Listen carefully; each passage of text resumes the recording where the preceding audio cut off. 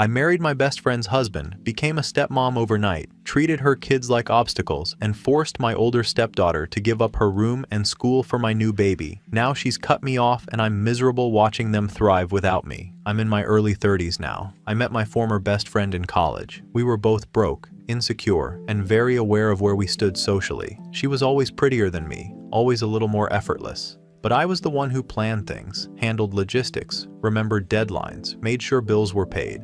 That dynamic followed us after graduation. She married her high school boyfriend a few years later. He had a stable job, family money, and they bought a house in a gated suburb about 40 minutes outside the city. It was the kind of place with good schools and quiet streets.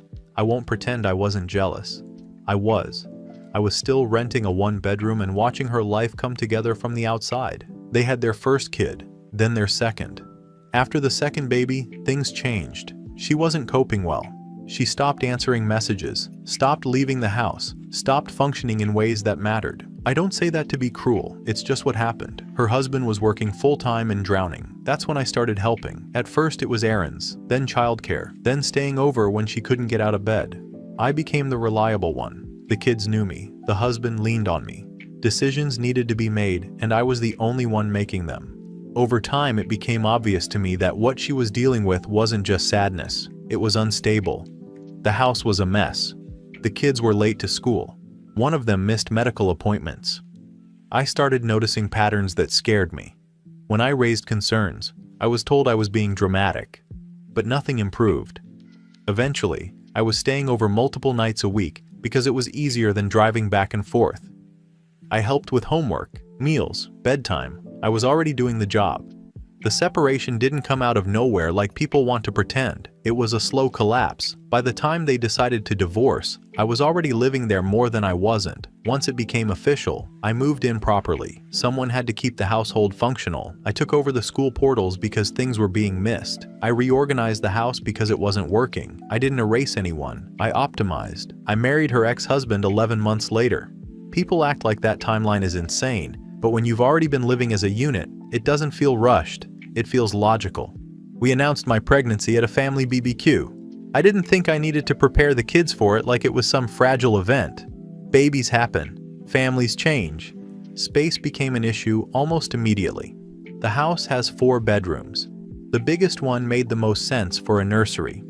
That room belonged to the older stepdaughter, who was a teenager at the time. She had more space than she needed. We converted the dining room into a bedroom for her. It wasn't ideal, but it was functional. She also had to start sharing a bathroom with the younger kids. Again, not ideal, but manageable. People act like I threw her into a closet. I didn't.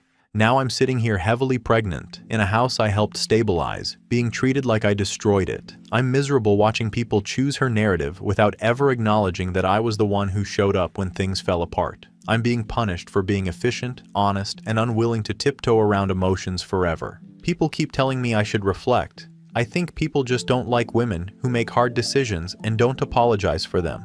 I did what made sense, and now I'm paying for it. Update 1. Okay, so things have gone from messy to full-on nightmare, and I honestly don't even know how to process it, but I'm posting here to get it out because I can't deal with anyone in real life anymore without getting judged. After the move-in, everything seemed under control for a little while. The house was organized, the school portals were managed, meals were scheduled, and at least for a few weeks, the younger kids seemed settled. I thought I was doing my job right. Then the older stepdaughter, let's call her Emma, she's 16, started pushing back in ways I didn't anticipate. And that's when the school situation escalated. Emma was enrolled in a private school about 20 minutes from our new house. It was a school she loved, with extracurriculars she excelled in, and tuition that was ridiculously high. With the baby coming, and all of the household expenses suddenly falling on us, I made the decision unilateral, yes, to withdraw her from that school. The tuition money would go to the baby's needs, including daycare, medical costs, and necessities. It was practical, logical, and I figured she'd adjust to a nearby public school that had good programs. I did not tell her mother. I didn't consult anyone. I knew it would be a battle, and honestly, it felt like the stepdaughter's mom already lost control when she walked away from being a parent in a functional way. I handled it. The day she found out was the worst. She woke up, got ready, and when she went to school, the receptionist told her she wasn't enrolled anymore. She froze.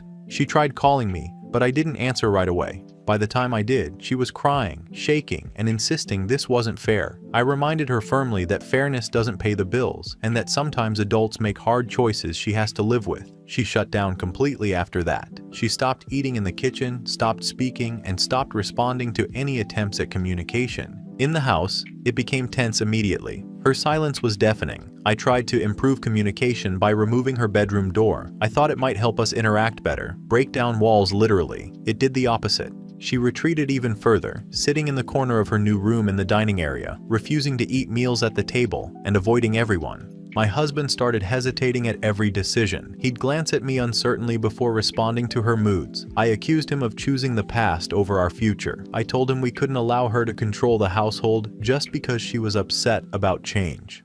I genuinely thought I was being fair and practical, but now looking back, I guess it came across as controlling.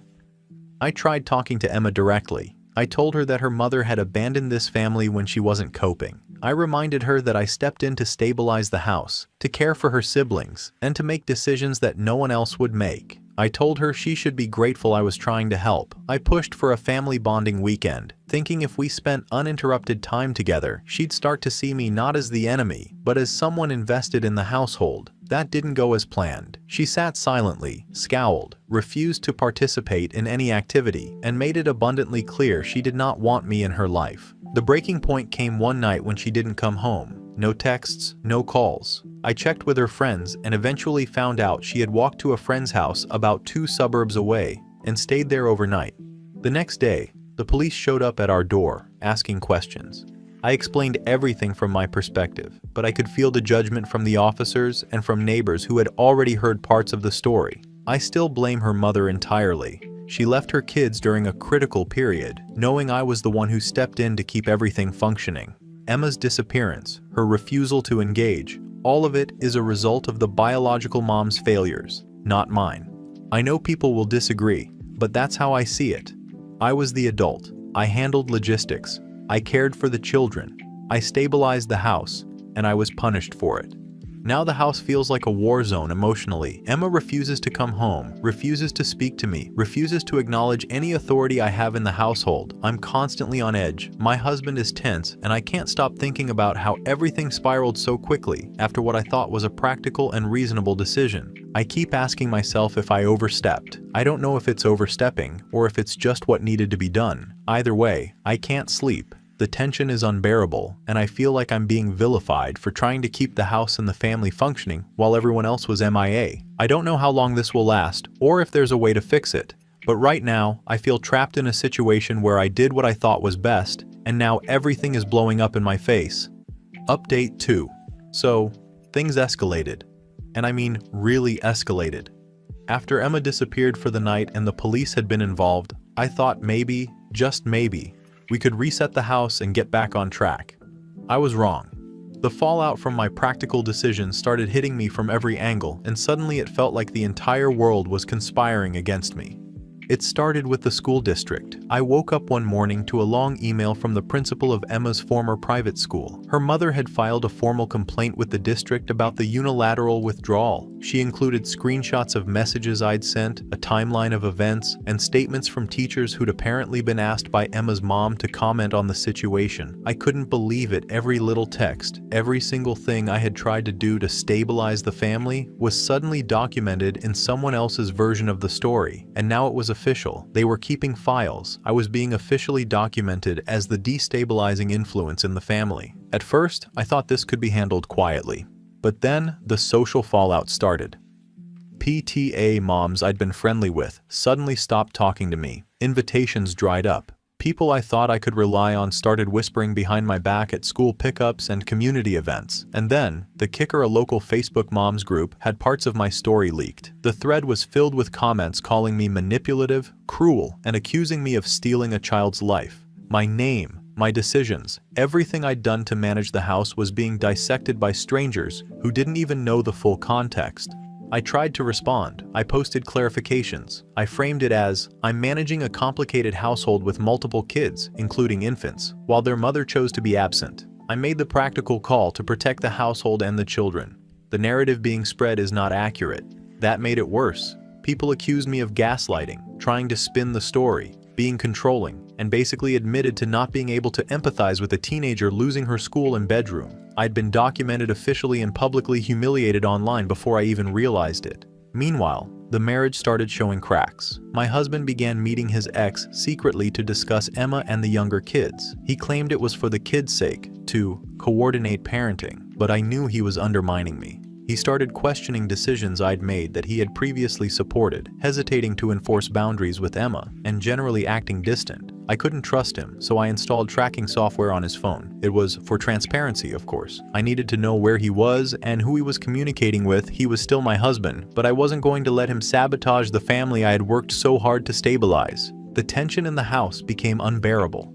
Emma refused to eat or communicate. The younger kids started picking up on my stress, and every phone call from her mother felt like a grenade being thrown into my carefully constructed order. I found myself arguing with my husband constantly, calling him out for choosing the past over our family, for siding with someone who had abandoned us. I was frustrated, exhausted, and paranoid that everyone in our lives was plotting against me. Then the shocker, I received a letter from the family court. Emma's mother had petitioned to revisit custody, citing emotional neglect and claiming that the new household environment was not in the children's best interests. And here's the kicker, I was named specifically as a destabilizing factor. My decisions, my management of the house, my role as bonus mom, were all under scrutiny. All the steps I had taken to improve the family and take care of the kids were being twisted against me. It's surreal. I feel like I'm living in a movie where I'm simultaneously villain and victim. Every decision I thought was practical, removing Emma from the private school, reorganizing the house, installing the baby's nursery, stepping in as the adult everyone needed, is now being used to paint me as controlling, cruel, and manipulative. I know people will argue I overstepped. Maybe I did, but I see it differently. The family was a mess, the kids needed structure, and I provided it. I did my job. Yet suddenly, I'm the enemy. Now, instead of feeling in control like I used to, I feel like I'm under siege from every angle. The school, the PTA, social media, my husband, and Emma's mother. The image I thought I had carefully curated is falling apart, and I'm scrambling to regain some sense of order. Every interaction feels like a test of authority, and I can't stop second-guessing every decision I've ever made. The house feels colder. The kids are quieter. My husband is more distant. And Emma Shea hasn't spoken to me since the school incident. She's slowly reclaiming her space, and I can't touch it. I wanted control, stability, admiration, and acknowledgement. Instead, I've got legal scrutiny, social judgment, and the feeling that everyone, including the people I married, is secretly rooting against me. So here I am, paranoid, frustrated, exhausted, and documenting it all because it feels like no one else will see the truth of what I did. I was trying to manage a household, I was trying to protect the family, and now it feels like I've stepped into quicksand. Everything I built is slipping through my fingers, and I have no idea how to stop it. Update 3. At this point, I honestly can't even. Things have gone from stressful to absolutely unhinged, and I feel like I'm stuck in a storm that I personally created, but everyone else is blaming me for. After the custody review was filed, the next few weeks were a nightmare I never anticipated. First, I started with my husband. I had to assert control. Emma's mom was trying to paint me as cruel and unstable, and the last thing I could allow was my husband undermining me behind my back. So I pressured him to cut off financial support for Emma beyond basic necessities, framing it as setting boundaries and protecting the household. He hesitated at first, but eventually agreed, mostly because he was exhausted and clearly terrified of the legal scrutiny coming our way. Next came my attempt to reframe Emma's mother as the unstable one. Again, I compiled every errant email, every complaint about supposed neglect, every gap in childcare that I'd had to cover, and presented it as evidence of her irresponsibility. I thought I was being smart, documenting everything, showing that I had stepped in where the biomom failed, and making it clear that I was the adult keeping the family functional. Big mistake. Then reality hit me like a freight train. Every single text I'd sent trying to protect the family, every note to teachers, every little justification for reorganizing the house and the nursery, all of it was subpoenaed. My own words were being used as evidence against me. All the little manipulations I thought were clever now looked controlling and vindictive. I could feel the noose tightening, and it was terrifying. Meanwhile, the social fallout intensified. Someone anonymously sent documentation to my employer emails, screenshots of texts with my husband, messages showing my attempts to enforce rules and control the household. My boss placed me on temporary leave, citing investigation into professional conduct. I didn't even know how to respond. I'd been trying to manage a family, and suddenly my job, the one thing I thought was untouchable, was in jeopardy. And then there was Emma. The thing that finally broke me a little but not enough to apologize was her statement. She wrote a formal declaration for the custody review, detailing everything. She said I had coached the younger kids to call me mom, erased photos of her biological mom, punished her for expressing attachment, and forced her into decisions she didn't agree with. She didn't leave anything out. Every manipulation, every power play I had attempted to control the narrative was documented by the very person I was trying to dominate. Reading that statement was like watching a movie in which I was the villain and couldn't even convince the audience I was the hero. Every calculated move I'd made to win the household and assert authority had been turned into evidence of emotional cruelty. I felt simultaneously infuriated, embarrassed, and vindictive, but there was no arguing it. The narrative had completely slipped from my control. Even with all of this, I still didn't apologize. I still justified it in my head. The household needed structure. The kids needed an adult who could manage them, and their mother had failed to step in consistently. I was still the one keeping everything from falling apart. But the reality was inescapable. My attempts to stabilize the family had been exposed as controlling, manipulative, and damaging. I kept thinking about how I had orchestrated the ultimate family takeover, married my best friend's husband, moved in before the divorce was final, claimed the title of bonus mom, and asserted authority over every aspect of the household. And yet, despite all the planning, all the careful manipulation, all the calculated cruelty, the system had turned against me. My carefully constructed story of control and efficiency was unraveling. The irony is bitter. I wanted admiration, respect, compliance, and acknowledgement for doing what I thought no one else could. Instead, I got legal scrutiny, social shame, professional jeopardy, and a stepdaughter actively documenting every wrong move. My husband, once an ally in my mission, was hesitant, distant, and secretly coordinating with his ex. The younger kids were aware of the tension, picking up on every shred of chaos. And me? I was left scrambling to save face in every corner of my life, while the people I wanted to dominate quietly reclaimed control. So, I'm sitting here in my nursery, the one I fought so hard to have as the centerpiece of my new family life, watching the fallout of my own making, trying to calculate the next move. I'm exhausted, paranoid, and frustrated, but part of me is still unrepentant. I didn't want the kids. I wanted control, power, and the appearance of perfection. And while the world now thinks I failed, I still see myself as the adult who tried to manage chaos. It's a strange, hollow position, knowing I orchestrated everything, yet having no one on my side and no narrative to spin in my favor. Emma spoke. The courts are watching, and everyone else seems to be quietly celebrating that my practical measures were actually harmful. But I still hold on to the idea that I'm right, that I was doing what needed to be done, and that if the chips had fallen differently, I'd still be in charge. Final update. I don't even know where to start because everything has collapsed exactly how I never imagined it would, but also exactly how I knew it could if anyone else got a chance to intervene. The custody ruling came through last week. Emma's mom now has primary custody. The court specifically barred me from making decisions about the kids, including schooling, medical care, or extracurricular activities. I'm still legally married, living in the same house, but officially powerless over the very children I moved in to manage. The stepdaughter, the one I bent over backward to control, has blocked me everywhere. Texts, calls, social media. Any attempt at contact is gone. Her younger siblings, the toddlers I treated like extensions of myself, clearly pick up on it. They're quieter around me, more hesitant. It's like the household is functioning without my influence, and it's working. They're thriving, and I'm standing here, legally intact, materially secure, but hollow as hell. The birth of my own child didn't give me the satisfaction I thought it would. I went through it almost entirely alone because my husband showed up late enough that I had to deal with the first hours of labor and immediate recovery by myself. The nurses were polite, efficient, but distant.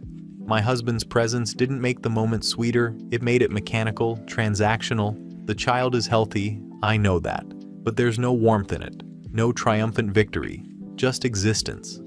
My husband and I are still together, technically, but it's like we're operating under a cold, silent contract. There's no intimacy, no warmth, no gratitude. Everything we do is functional: feeding, diapering, coordinating schedules. He's present in the sense that he's there, but emotionally, he's checked out in ways I can't manipulate or enforce. I tried to track him, control him, influence him, but the law, the courts, and Emma's mother have created boundaries I can't breach. I feel frustrated, but also resigned. The thing I can't shake is the hollow self-mythologizing in my head. I never wanted the kids. I wanted the life, the perception of perfection, the authority, the status, and I have it. I have the house, the bonus mom title legally meaningless now, the material comfort, my biological child in the world. But I lost the narrative. I lost the admiration, the respect, the fear, and compliance I thought I earned. Everyone I tried to dominate is quietly moving on without me, thriving in ways I can't control. Even my social reputation is fractured. PTA moms still avoid me, the local Facebook group chatter is relentless, and the whispers at school events are obvious. I don't even try to argue my side anymore. Any attempt at clarifying my actions would look like justification for the same control that got me here in the first place. I've been reduced to watching my carefully orchestrated life function without me being central. I know some people will say I got what I deserved, and maybe they're right, but in my mind, I'm still the person who tried to take a broken system and impose order. I'm the one who saw opportunity and seized it, who married my best friend's husband and inserted myself into a family before anyone had a chance to object. That part of me, I can't deny it. I'd do it again, differently maybe, smarter, subtler, but I'd do it again. And yet there's bitterness. There's a lingering, gnawing feeling that stealing a life, the house, the title, the access to the children doesn't erase memory. You can't rewrite attachments, loyalty, or history. No matter what you claim, the life you took remembers who it belonged to first. Emma's thriving. Her mom is thriving. My younger stepkids are adjusting. And I'm here, watching, frustrated, hollow, resentful, but still clinging to the idea that I'm in charge in some theoretical sense, even when the law, the kids, and reality disagree.